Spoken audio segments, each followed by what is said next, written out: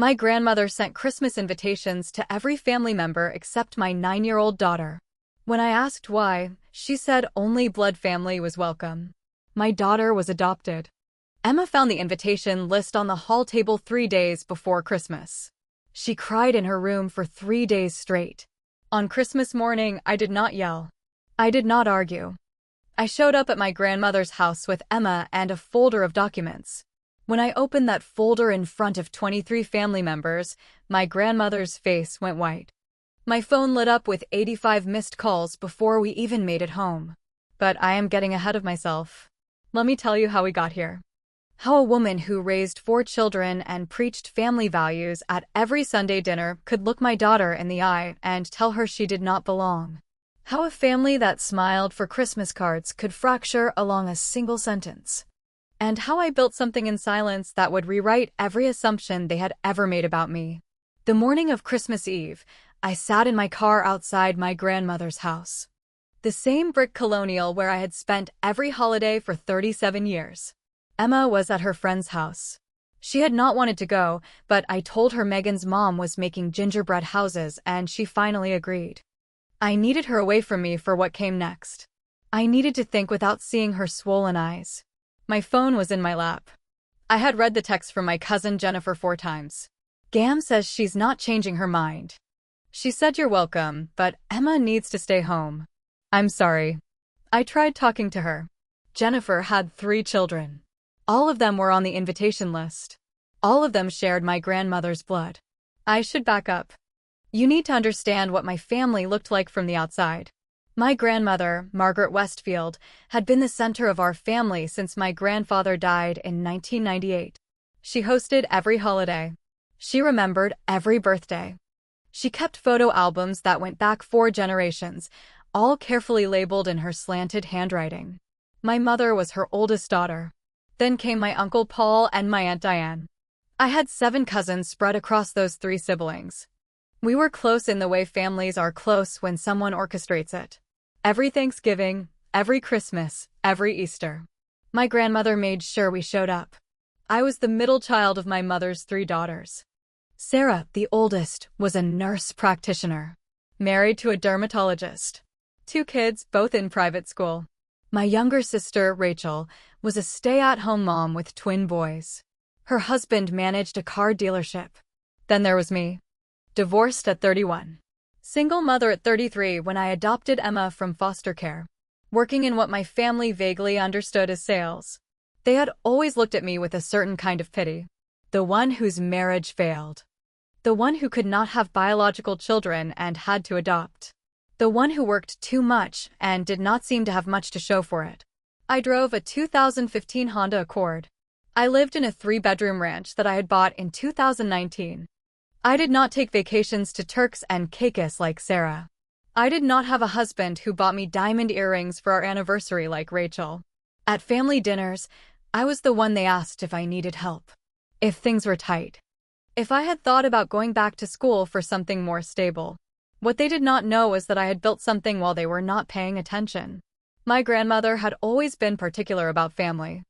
Bloodlines mattered to her in a way that felt old-fashioned, but harmless for most of my life. She talked about the Westfield name, about passing things down to the next generation. When I told her I was adopting Emma, she smiled tightly and said that was very noble of me. Noble. Like I was doing charity work instead of becoming a mother.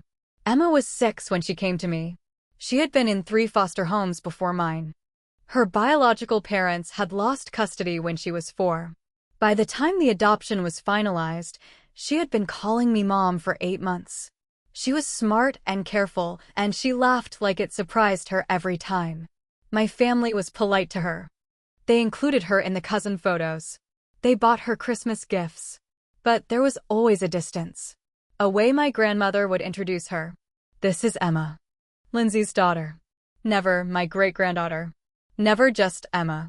Always with the clarification. I had told myself it did not matter. That Emma was loved. That she had me and that was enough. But 3 weeks ago, everything shifted. My grandmother had started planning Christmas in October like she did every year.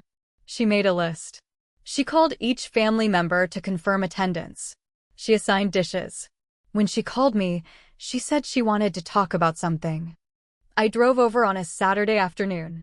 She sat me down in her living room and folded her hands in her lap. "I've been thinking about Christmas," she said. "And I've decided that this year I want it to be just blood family." I stared at her. "What does that mean?" "It means Emma should stay home." "You're welcome, of course. You're my granddaughter. But Emma isn't family in the way that matters for something like this." The words came out of her mouth so calmly, like she was telling me she had decided to serve ham instead of turkey. I sat there on the couch I had sat on 1,000 times and tried to make sense of what I was hearing. "She's 9 years old," I said. "I know that. And I'm sure you can explain it to her in a way she'll understand. Children are resilient. You want me to tell my daughter she's not invited to Christmas because she's adopted. I want you to respect that this is my home and my holiday." I've given this a lot of thought, Lindsay. It's nothing personal against Emma. But blood is blood. That's how families work. I should have stood up. I should have walked out. Instead, I asked her why. Why now? Why this year? She sighed like I was being difficult. "I'm 81 years old. I don't know how many Christmases I have left. I want to spend them with my real family. The people who carry on the Westfield legacy." I left without arguing.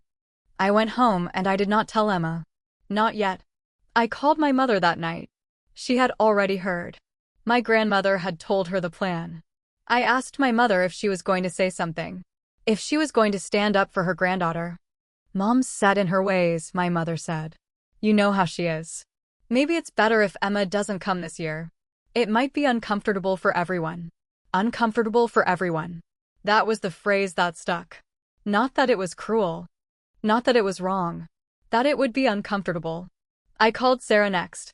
She hemmed and hawed and finally said that grandmother had strong feelings and maybe I should just keep the peace this year.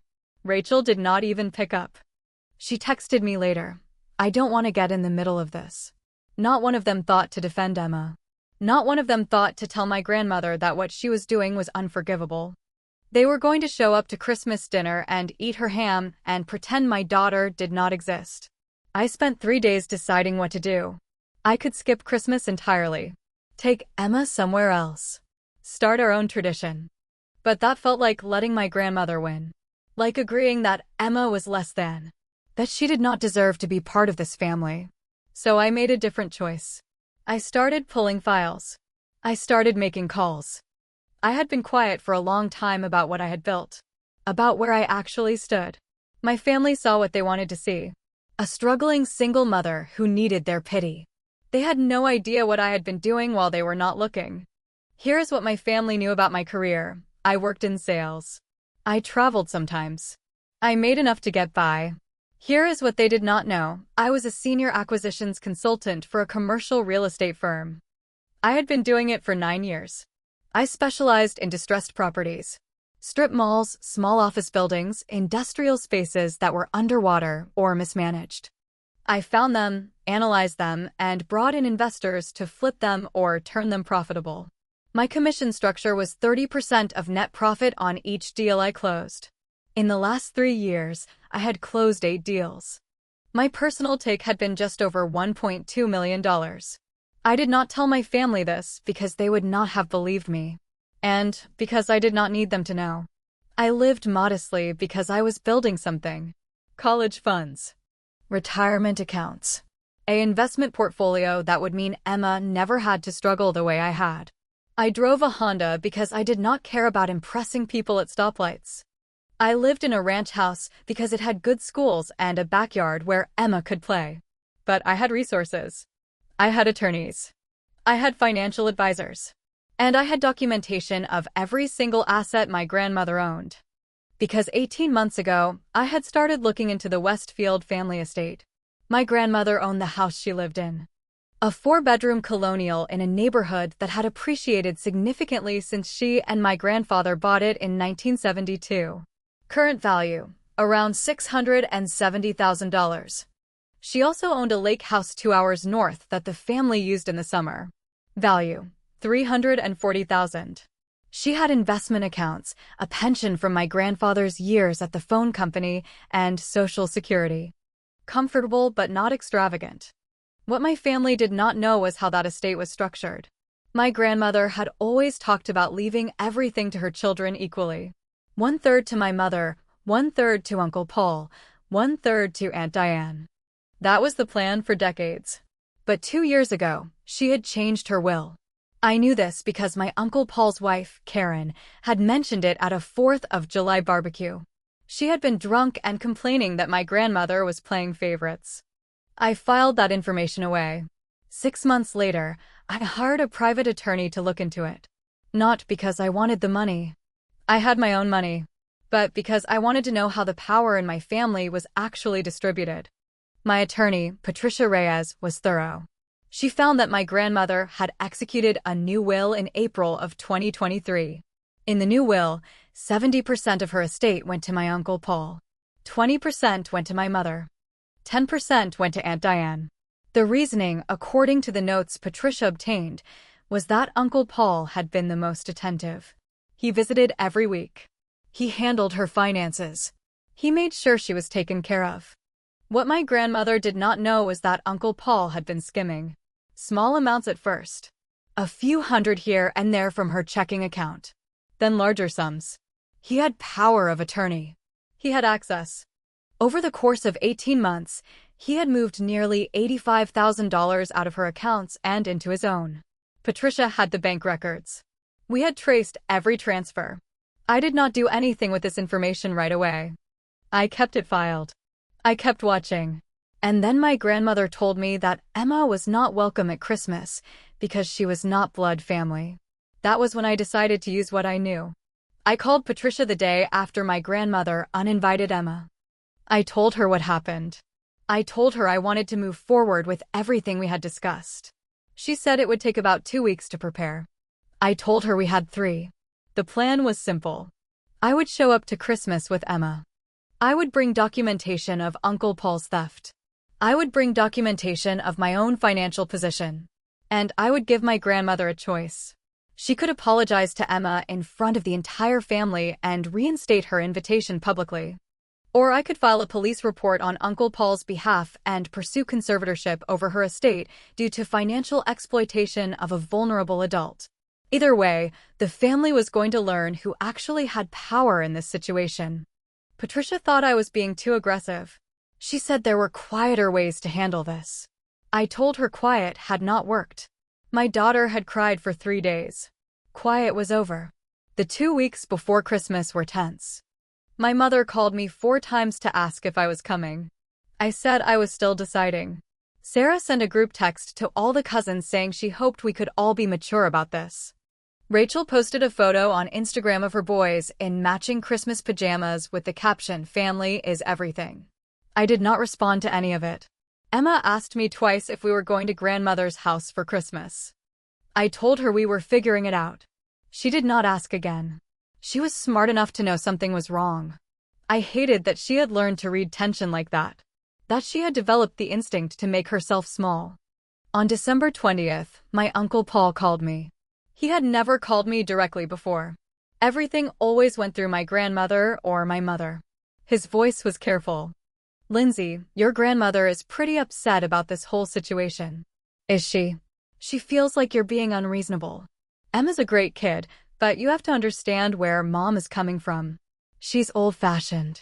This is just how she sees family." I let the silence sit for a moment. Then, "How much have you taken from her accounts, Paul?" The silence on his end was longer. "I don't know what you're talking about." "I think you do. I think you've been moving money for about 1.5 years. I think it's somewhere around 85,000 at this point. And I think you're worried that if this family fractures, someone might actually look at the books." He hung up. 10 minutes later, my mother called. She was angry in a way I had not heard since I was a teenager. "What are you doing?" "Paul is beside himself." "What are you accusing him of?" "I'm not accusing him of anything. I'm stating facts. He's been stealing from grandmother. If you want to pretend that's not happening, that's your choice. But I'm done pretending." "You're going to tear this family apart over a Christmas invitation?" "No. Grandmother did that when she told a 9-year-old she wasn't family." My mother tried a different tactic. She softened her voice. Lindsay, honey, I know you're hurt. But think about Emma. Do you really want to drag her into some big confrontation? Wouldn't it be easier to just have a quiet Christmas at home this year?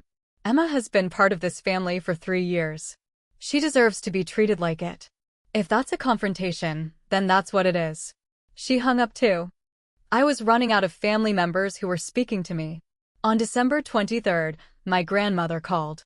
I almost did not pick up, but I wanted to hear what she would say. Lindsay, I think we need to talk about Christmas. I'm listening. I've been hearing some very concerning things. Your Uncle Paul says you're making accusations. Your mother says you're trying to cause problems. I raised you better than this. You raised me to stand up for what's right. That's what I'm doing. Her voice went cold. If you show up here on Christmas with that child and try to make a scene, I will ask you to leave. This is my home. You don't get to dictate terms. I'll see you on Christmas, grandmother.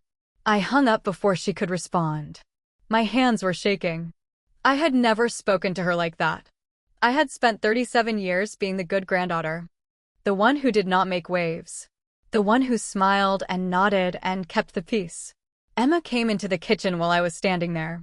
She was holding her stuffed rabbit, the one she had brought with her from her last foster home. She only carried it when she was anxious. Are we going to grandmother's house? I knelt down so we were eye level. Yes, we're going. She doesn't want me there. I know, but I do. And you're my daughter. Where I go, you go. She wrapped her arms around my neck. She did not cry. She had already done her crying. She just held on. The next morning, I called Patricia. Is everything ready? It's ready. Are you sure you want to do this on Christmas? I'm sure. All right. I'll be on standby. Call me if you need me to come over. I had one more call to make. I dialed Jennifer, my cousin who had at least tried to talk to my grandmother. She picked up on the second ring. Lindsay, thank God. Listen, I don't know what's going on with Uncle Paul and your mom, but everyone is losing their minds. Grandmother keeps saying you're trying to ruin Christmas. I need you to do something for me. What? I need you to make sure everyone is there tomorrow. All the cousins. All the spouses. All the kids. Tell them it's important. Tell them grandmother insisted. Why? Because what I'm about to do needs witnesses. She was quiet. Then, you're really going to do this. I'm really going to do this. Okay. I'll make sure they're there. I spent Christmas Eve wrapping presents for Emma. We watched Home Alone and drank hot chocolate. She fell asleep on the couch and I carried her to bed. I sat in her room for a long time, watching her breathe. She had been through so much before she came to me. Foster homes that did not want her. Adults who failed her. And now my own family was doing the same thing, telling her she was not enough. That her place in this world was conditional. I had built a career on finding value where other people saw problems. On turning losses into profit. On seeing potential in things that were broken. That was what I did with buildings. But Emma was not a building. She was a child who deserved to grow up knowing she was wanted. Not as a project. Not as charity. As family. If you're the kind of person who roots for the underdog, and I mean really roots for them, go ahead and subscribe. Because what I did next is the reason I am telling you this story. Christmas morning arrived with snow. Emma woke up at 6. We opened presents in our living room. I had gotten her the art set she wanted and 3 new books. She had drawn me a picture at school. A family portrait. Me and her and our cat, Oliver. She had written "My family" across the top in careful letters. I put it on the refrigerator. We got dressed around 9. I put on a navy dress and heels.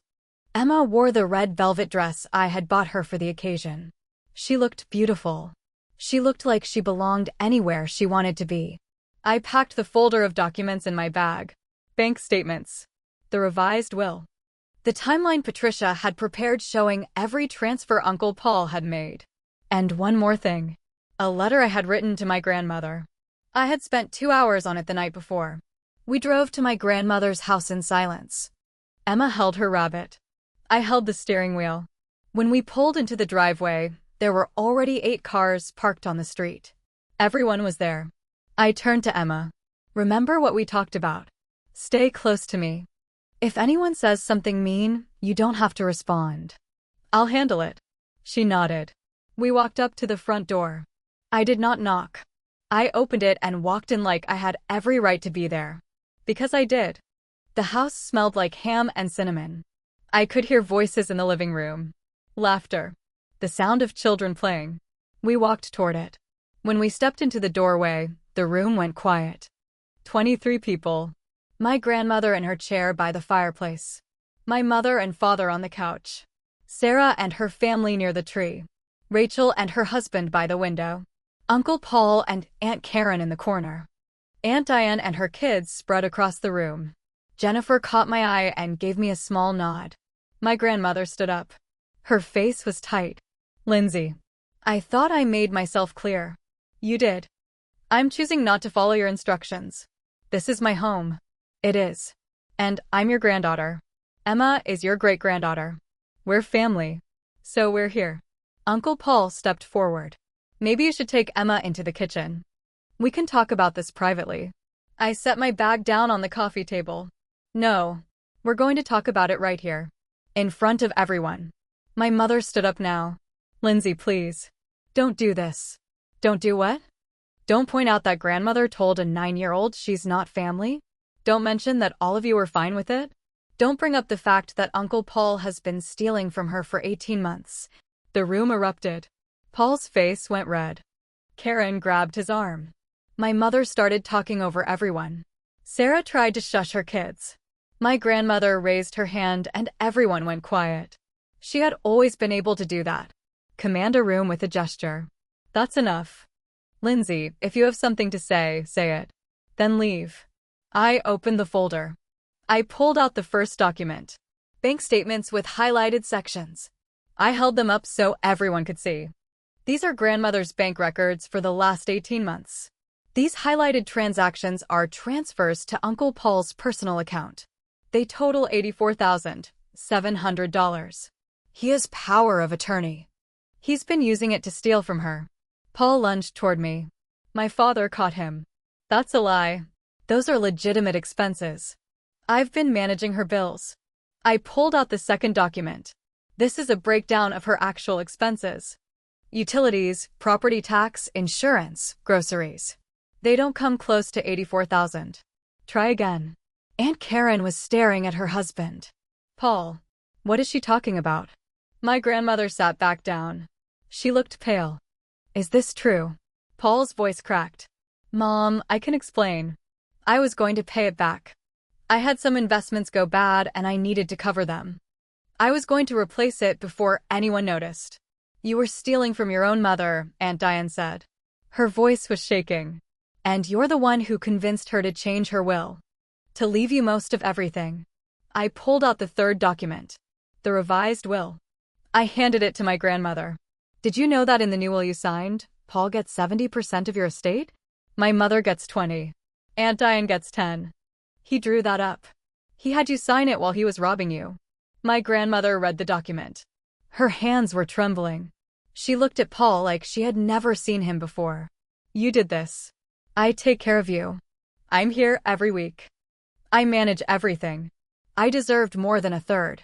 You deserved what I chose to give you, not what you stole. The room was chaos now. Jennifer was crying. Sarah was on her phone, probably texting someone. Rachel had taken her kids into the other room. My father was still holding Paul back, but Paul had stopped fighting.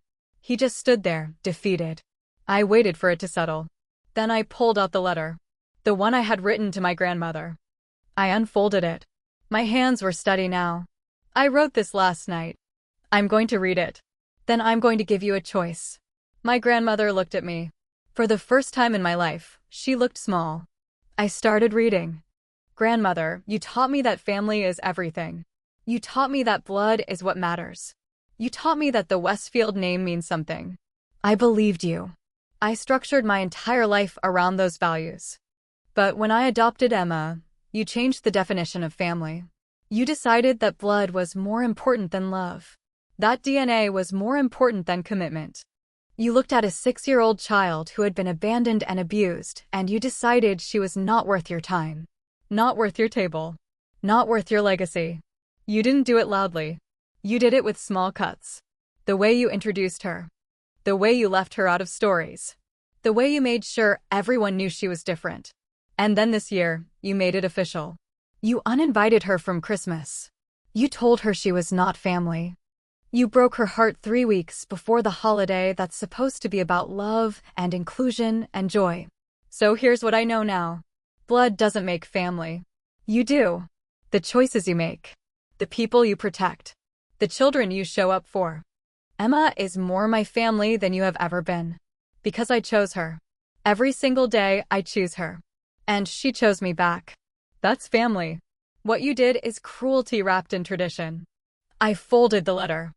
I put it on the table next to the bank statements. My grandmother was crying now. Silent tears down her face. My mother had her hand over her mouth. Here's your choice, I said. You apologize to Emma. Right now. In front of everyone. You tell her she is your great-granddaughter, and she is welcome in this family and in this home. You reinstate her invitation, and you mean it. Or I walk out of here, and I file a police report about Paul. I pursue conservatorship over your estate because you're clearly being financially exploited. And you never see me or Emma again. You have 60 seconds. The silence was absolute. Emma was holding my hand. Her grip was so tight it hurt. My grandmother looked at her. Really looked at her. Emma stared back. 9 years old, and she did not look away. My grandmother stood up. She walked over to us. She knelt down in front of Emma. It took her a long time. Her knees did not work the way they used to. Emma, I owe you an apology.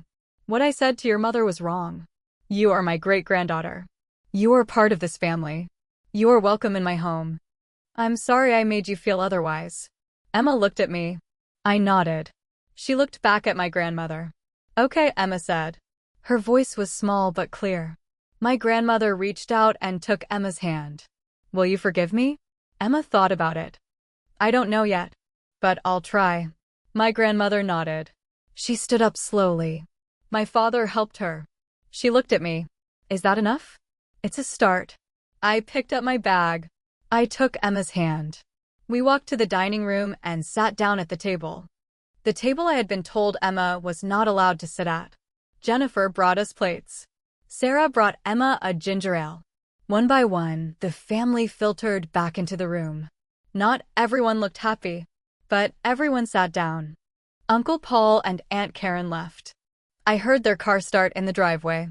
My grandmother did not try to stop them. She sat at the head of the table like always. But she looked different. Older. Smaller. Dinner was tense. People made small talk. The kids played in the other room. Emma ate her mashed potatoes and asked Jennifer about her new puppy. Jennifer showed her photos on her phone. Slowly, the room started to feel almost normal. If you are still here, I need you to do something for me. Hit subscribe. Because in about 2 minutes, everything I just told you about, every quiet meeting, every document, every number, it all comes together. And I do not want you to miss it.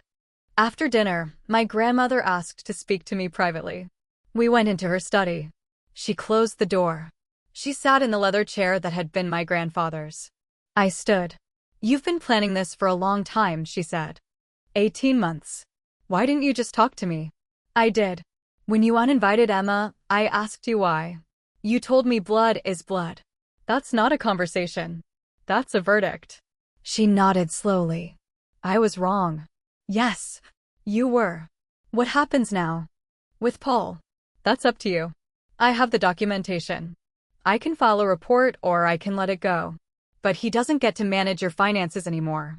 And that will needs to be redone. I'll have my attorney draw up a new one. Equal shares. The way it should have been. Good. She looked at me for a long moment. You're not who I thought you were. No, I'm not.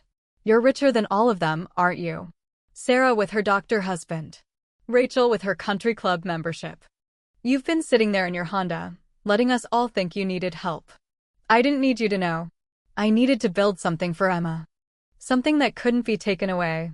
You're a better mother than I was. I did not know what to say to that. So I said nothing. We went back to the living room. Emma was sitting with Jennifer's daughter, looking at a picture book. She looked up when I came in. I gave her a small smile. She smiled back. We stayed for another hour. When we left, my grandmother walked us to the door. She hugged Emma. A real hug. Then she hugged me.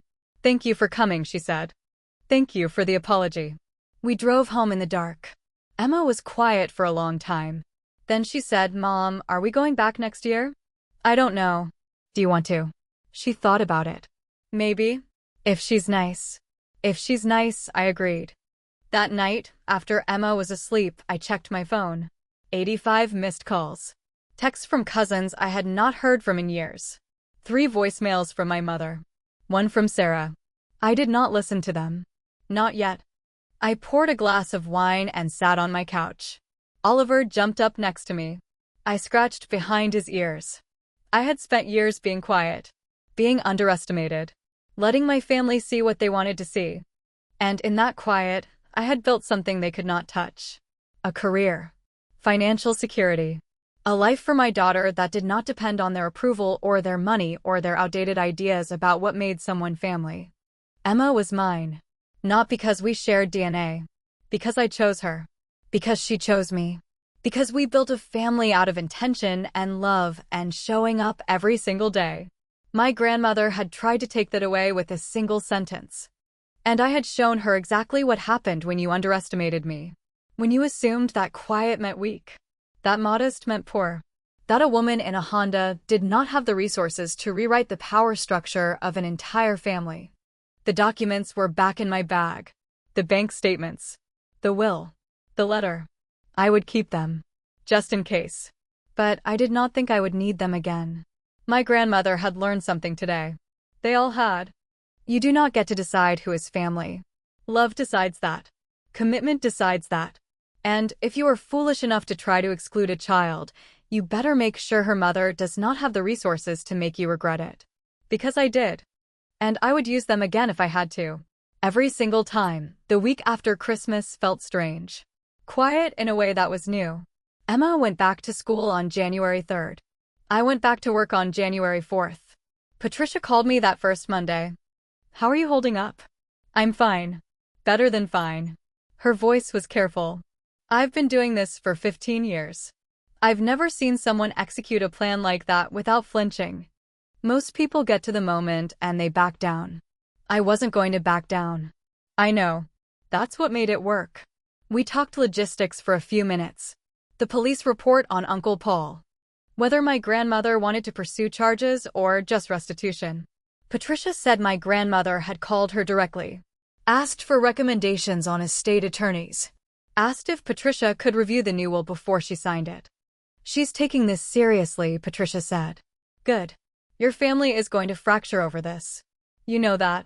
It already did. I just made it visible." I hung up and looked at my calendar.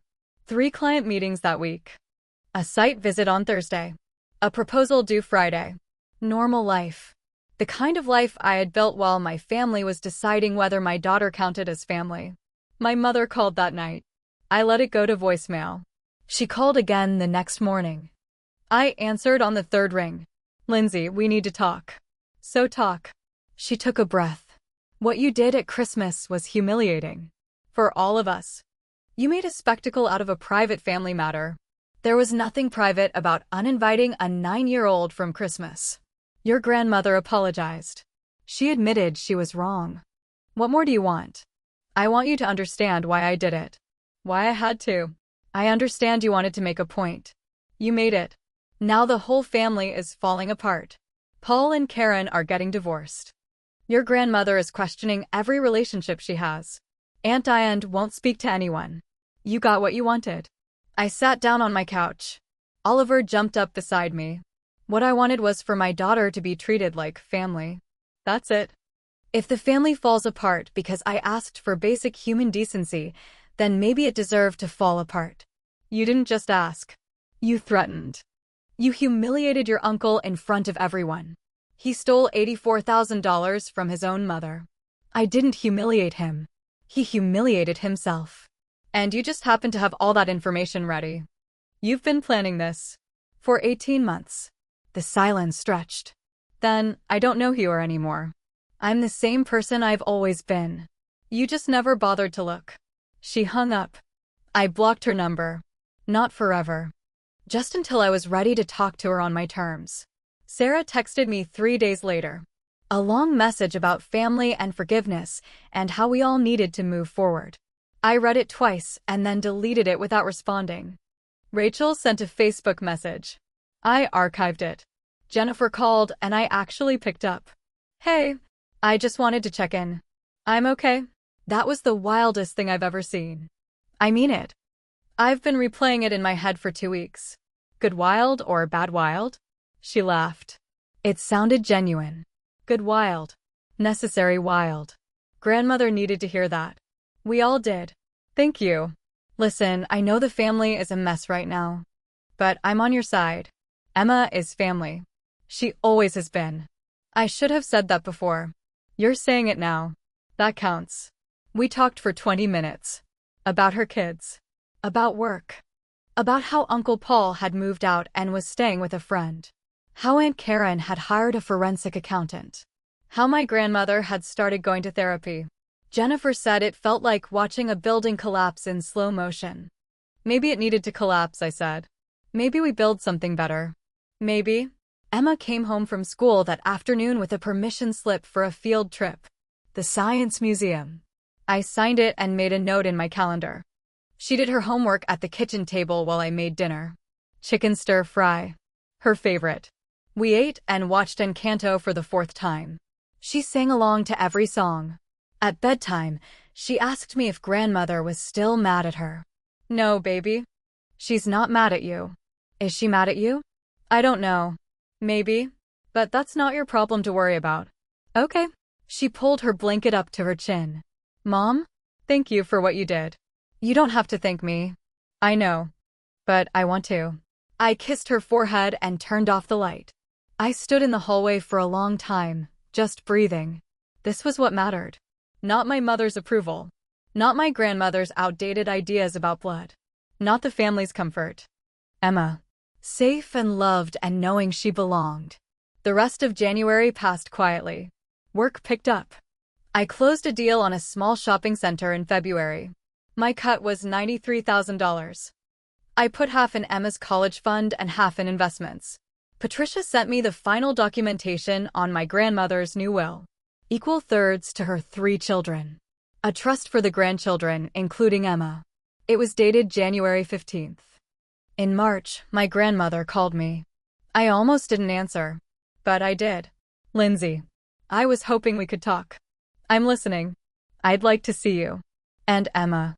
If you're willing. Why? Her voice was quiet. Because I was wrong. And I want to do better. I want to be better. This isn't a one-time apology and everything goes back to normal. You understand that? I do. If you ever make Emma feel like she's less than, we're done. Permanently. I understand. We met the following Sunday. Just the 3 of us. At a cafe near my house. Neutral territory. My grandmother looked older. Tired. She had brought a gift for Emma. A book about strong women in history. Emma said thank you and set it on the table. We talked for an hour. Small talk mostly. My grandmother asked Emma about school. About her friends. About what she liked to read. Emma was cautious, but polite. She had learned that caution early. I hated that she needed it with her own great-grandmother. Before we left, my grandmother reached across the table and took my hand. I know I can't undo what I did. But I want you to know I'm trying. I'm in therapy. I'm working on understanding why I said those things. Why I thought that way. Good. And I'm proud of you. What you've built. Who you are. I should have said that years ago. Yes, you should have. We didn't hug when we left. But we didn't part angry either. It was a start. Maybe the only start we would get. April brought warm weather. Emma's birthday was on the 23rd. She turned 10. I threw her a party at a pottery painting place. 12 kids from school. Jennifer brought her daughter. My grandmother sent a card with a $100 check and a note that said, "For my great-granddaughter, with love." Emma taped it to her wall. My mother sent a text 2 days after the party. I saw the photos Jennifer posted. It looked like a nice party. I'm sorry I missed it. I didn't respond. She hadn't been invited. In May, I got a call from a number I didn't recognize. I answered in my car between meetings. Lindsay? It's Karen. Uncle Paul's wife. Soon-to-be ex-wife. Hi. I wanted to thank you for what you did at Christmas. I pulled over. Thank me. I had no idea about the money. About any of it. Paul had been lying to me for 2 years. About his investments. About where our money was going. If you hadn't exposed it, I would never have known. I'm sorry you had to find out that way. Don't be. I needed to know. The forensic accountant found more. He'd been moving money from our joint accounts too. Almost $30,000 over 18 months. I'm filing for divorce. I'm taking the kids. And I wanted you to know that what you did was brave. I was just protecting my daughter. You were. But you also protected the rest of us. Whether we deserved it or not. We talked for a few more minutes. She told me Paul was fighting the divorce. That he was trying to claim financial hardship. That she had hired the best attorney she could find. I gave her Patricia's number. Just in case. June came. School let out.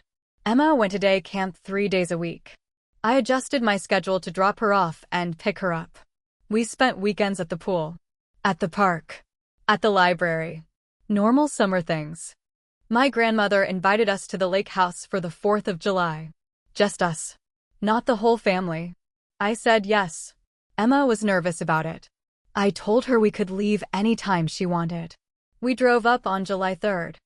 The lake house was smaller than I remembered. My grandmother had coffee ready when we arrived. She showed Emma the kayaks, the fishing poles, the trail through the woods. Emma warmed up slowly. By the evening, she was laughing at my grandmother's stories about my mother as a child. That night, after Emma was asleep, my grandmother and I sat on the dock. Our feet in the water. She's a remarkable child. She is. You did that. You gave her stability, safety, love, everything she needed. That's what parents do. She nodded. We sat in silence for a while. Then, I talked to Paul last week. He wanted money to pay for his legal fees. I said no. Good. He's angry. He said I chose you over him. Did you? No. I chose what was right. There's a difference. We stayed at the lake house through the 4th. Emma caught 2 fish. Small ones. We threw them back. We watched fireworks from the dock. When we left on the 5th, Emma hugged my grandmother goodbye. A real hug. My grandmother cried. The drive home was quiet. Emma fell asleep in the back seat.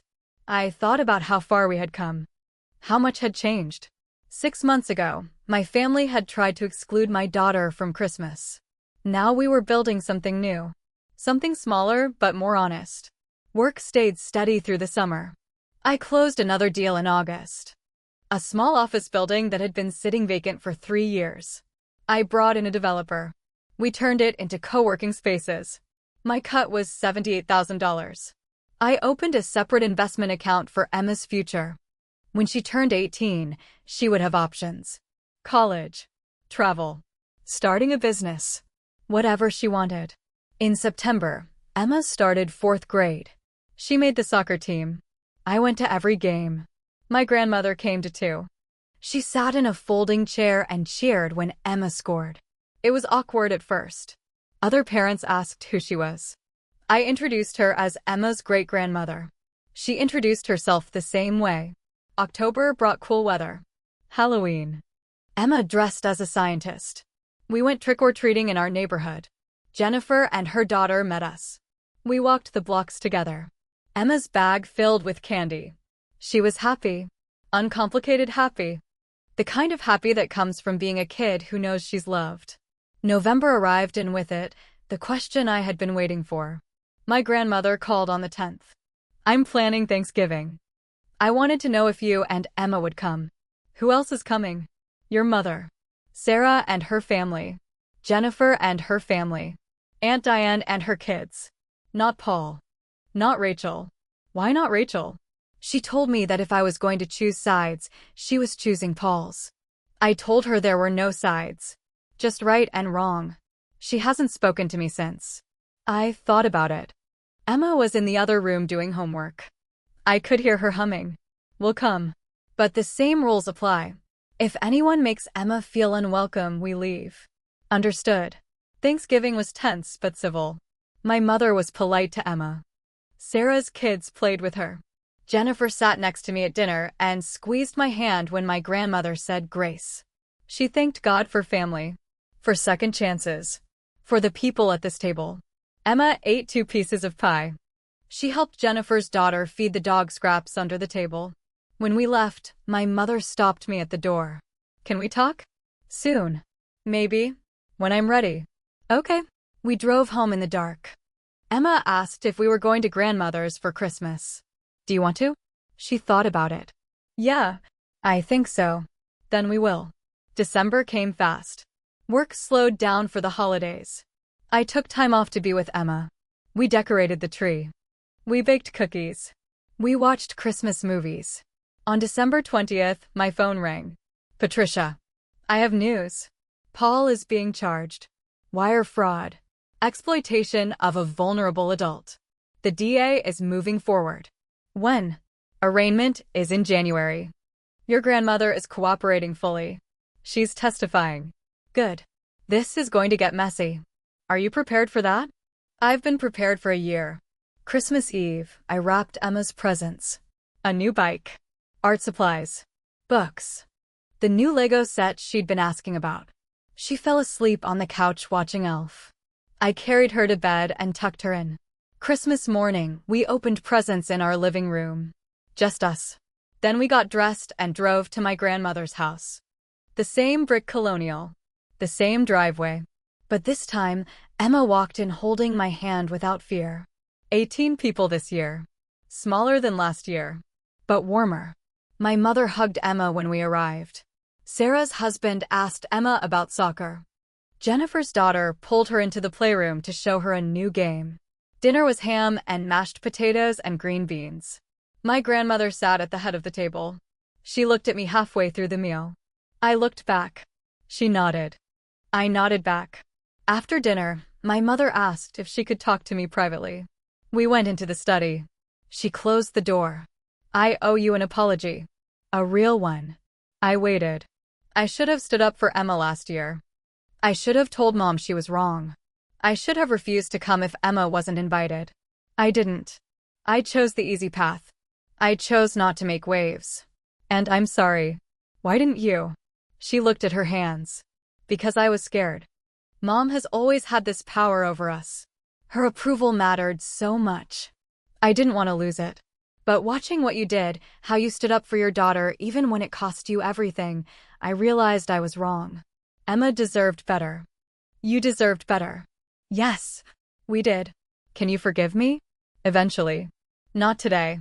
But eventually. She nodded. That's fair. We went back to the living room. Emma was sitting on the floor with the other kids, playing a board game. She looked up when I came in and smiled. I smiled back. We left around 8. Emma fell asleep in the car on the way home. I carried her inside and put her to bed. Then I poured myself a glass of wine and sat on the couch. My phone buzzed. A text from Jennifer. Thank you for coming. It meant a lot to grandmother. And to me. I texted back. Thank you for being there. The weeks after Christmas were quiet. Emma went back to school. I went back to work. Patricia called on January 9th. Paul's arraignment is tomorrow. Are you going? No. My grandmother is testifying. That's enough. He's probably going to take a plea. His attorney called mine. They want to settle before trial. What's the offer? Full restitution. 3 years probation. Community service. He avoids jail time. Is your client accepting? She's considering it. She doesn't want to put the family through a trial. Tell her to do what feels right. My grandmother called me that night. I'm taking the plea deal. Paul will pay back everything. He'll be on probation.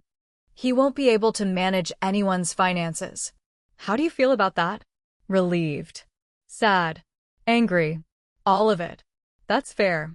He's my son. I love him. But what he did was unforgivable. Love and boundaries can coexist. I'm learning that.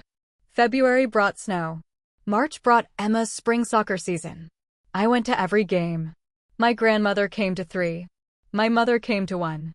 She sat 2 rows away from me. We didn't talk. But she cheered when Emma scored. In April, I closed the biggest deal of my career. A commercial complex that had been in foreclosure. 6 buildings. Retail and office space. I brought in 2 investors and a development firm. The turnaround took 4 months. My commission was $216,000. I didn't tell my family. I didn't need to. I put the money away. Investments. Emma's future. Security. May came. Emma's 11th birthday. Another party. This time at a trampoline park. 20 kids. Jennifer and her daughter. My grandmother sent a card and a savings bond. My mother texted asking if she could take Emma to lunch sometime. I said we'd talk about it. June brought summer again. Emma went to camp. She learned archery and made friendship bracelets and came home telling me about her new best friend, Zoe. I listened to every detail. Every story. Every moment of her growing up. In July, my mother called. I'd like to see you. Both of you. If you're ready. I'll think about it. Okay. I thought about it for 3 days. Then I called her back. We can do lunch. Somewhere public. And if it goes badly, we leave. That's fair. We met at a restaurant on a Saturday. Emma was nervous. I told her we could leave anytime. My mother was already there when we arrived. She stood up when she saw Emma. Hi, sweetheart. You've gotten so tall. Emma nodded. We sat down. Ordered food. My mother asked Emma about school. About soccer. About her friends. Emma answered in short sentences. Polite but distant. Halfway through the meal, my mother set down her fork. Emma, I owe you an apology. Last year, I should have stood up for you. I should have told your great-grandmother that what she said was wrong. I didn't. I let you down. I'm sorry. Emma looked at me. I nodded. She looked back at my mother. Okay. I'd like to do better. If you'll let me. Okay. It wasn't a full reconciliation. But it was a start. The rest of the summer passed in a blur. Work trips. Soccer games. Pool days. Movie nights. Normal life. The kind of life I had fought for. In August, I got a letter in the mail. From Uncle Paul. Handwritten. 3 pages. Most of it was justification. Explanations. Excuses. But at the end, there were 2 sentences that felt genuine. I'm sorry for what I did. I hope someday you can forgive me. I threw the letter away. Maybe someday I would forgive him. But not today. September brought Emma's 5th grade year. A new teacher. New challenges. She was growing up. Becoming her own person. Strong and smart and kind. Everything I had hoped she would be. In October, my grandmother called. I'm updating my will again. I wanted you to know Emma is included. Equal share with all the other great-grandchildren. Thank you. It's not a thank you situation. It's what should have been done from the start. November came. Thanksgiving again. The same group as last year. Plus my mother. Minus Rachel and Paul. The table was smaller, but the conversation was easier. Emma sat between Jennifer's daughter and my grandmother. They talked about books. After dinner, my grandmother pulled me aside. I know I've said this before, but I need to say it again. Thank you. For not giving up on this family. For forcing us to be better. I didn't do it for the family. I did it for Emma. I know. But we benefited anyway. Christmas came 2 years after the folder. 2 years after 85 missed calls. Emma was 11 now. Taller. More confident. She walked into my grandmother's house without hesitation. She hugged people. She laughed. She belonged. We sat down to dinner. 21 people this year. Sarah had another baby. Jennifer was pregnant with her 3rd. The table was loud and chaotic and full. My grandmother said grace. She thanked God for family. For growth. For the hard conversations that lead to healing. She looked at Emma when she said it. Emma looked back. After dinner, Emma asked if she could spend the night at Jennifer's house with her cousin. I said yes. Jennifer picked her up around 8. I stayed a little longer. Helped clean up. My mother washed dishes beside me. We didn't talk much. But we worked together. As I was leaving, my grandmother walked me to the door. She's happy. She is. You did that. We both did. This time. I drove home alone. The house was quiet without Emma. I poured a glass of wine and sat on the couch. Oliver jumped up beside me. My phone buzzed. A text from Emma. "Love you, Mom. Best Christmas ever." I texted back. "Love you too, baby." I thought about the last 2 years. About what I had built. Not just the financial security. Not just the career. But the boundaries. The standards. The refusal to accept less than what Emma deserved. My family had tried to exclude her. They had tried to other her. They had tried to make her feel like she didn't belong. And I had shown them exactly what happened when you underestimated a mother who had the resources to fight back. Uncle Paul had lost his marriage, his relationship with his mother, his freedom to manage money. Rachel had lost her relationship with most of the family. My mother had almost lost me and Emma entirely. And Emma? Emma had gained something. Not just an apology. Not just a place at the table. But the knowledge that she was worth fighting for. That her mother would burn down every bridge if it meant protecting her. That love was not conditional on DNA. I didn't hate my grandmother. I didn't hate my mother. I didn't even hate Uncle Paul. I just didn't need them the way I used to. I didn't need their approval. I didn't need their acceptance. I had built a life that stood on its own. If you are watching this unfold and you are not subscribed yet, now is the time. Because what she said next changed everything. But there was no she said next. The story was over. The confrontation had happened. The consequences had played out. The family had rebuilt itself into something smaller but more honest. Emma was thriving. She had friends. She had soccer. She had a mother who would move mountains for her. She had a great-grandmother who was learning to do better. She had a family that finally saw her as family. I had my career. My financial security. My daughter. My boundaries. I had proven that quiet didn't mean weak. That modest didn't mean poor. That a woman in a Honda could hold more power than anyone in her family had ever imagined. The documents were still in my filing cabinet. The bank statements. The will. The letter. I would probably never need them again. But I kept them. Just in case. Because the best insurance policy is the one you never have to use. My phone buzzed again. Jennifer. Emma just told my daughter that you're the bravest person she knows. Thought you'd want to know. I smiled. Set down my phone. Finished my wine. The house was quiet. But it was the good kind of quiet. The kind that comes after a storm. When everything has been washed clean and you can finally see clearly. I had fought for my daughter. I had won. And now we were building the kind of life where she would never have to question whether she belonged. That was enough. So, did I go too far? Or not far enough? Tell me in the comments.